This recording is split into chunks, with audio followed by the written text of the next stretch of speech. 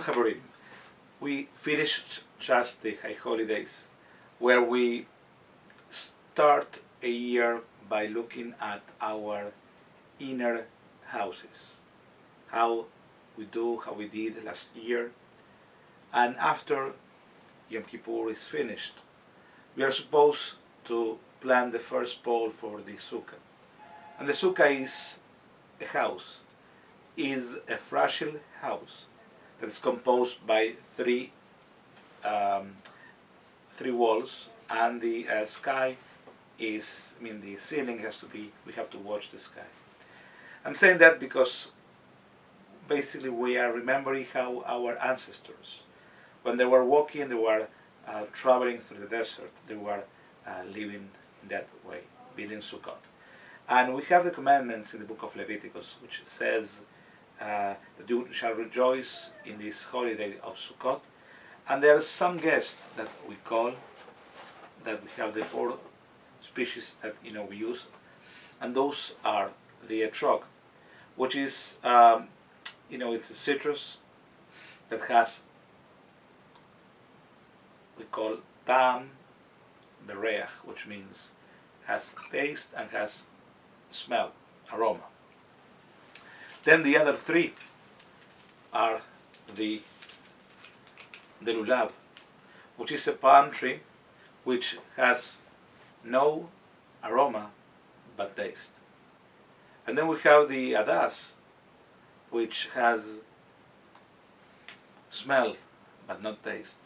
And then we have the araba, which has no taste, no smell. The most important part of the pitom is the etrog is the pitom, which is the top pit, that on the top.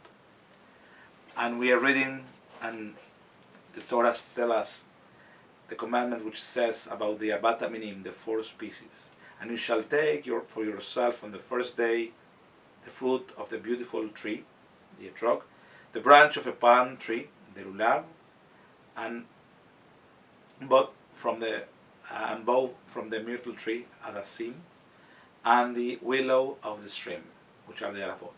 And you shall rejoice before your God for 7 days.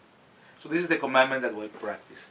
And when we are practicing them in the Sukkah, and I wish we couldn't go today because it was raining, and that's one of the customs in Sukkot, always rain.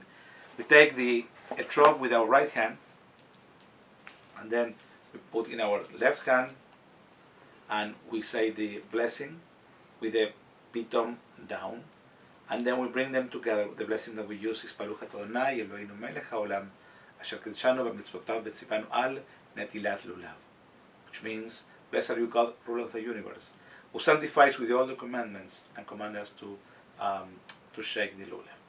And we shake in every single direction in the 6 different points.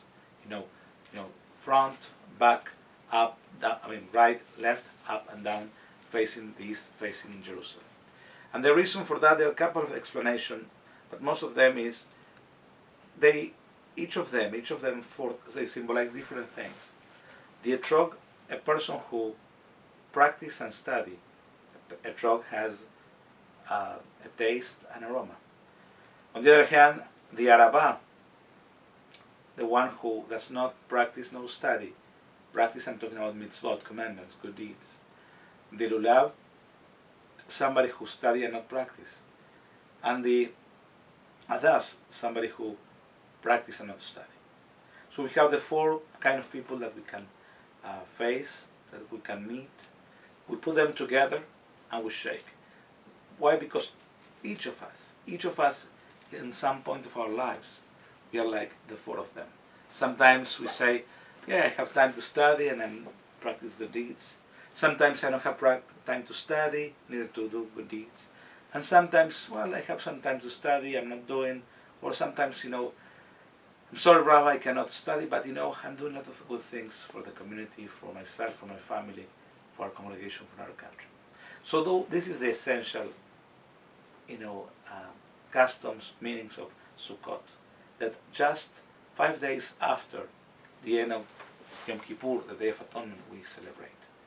After looking to our inner houses, we go to the outside to look how a house is fragile, sometimes by the rain, sometimes by earthquake, by hurricanes, and sometimes we don't pay attention to as well to allow our places, to allow our community. May this be a good message to all of us.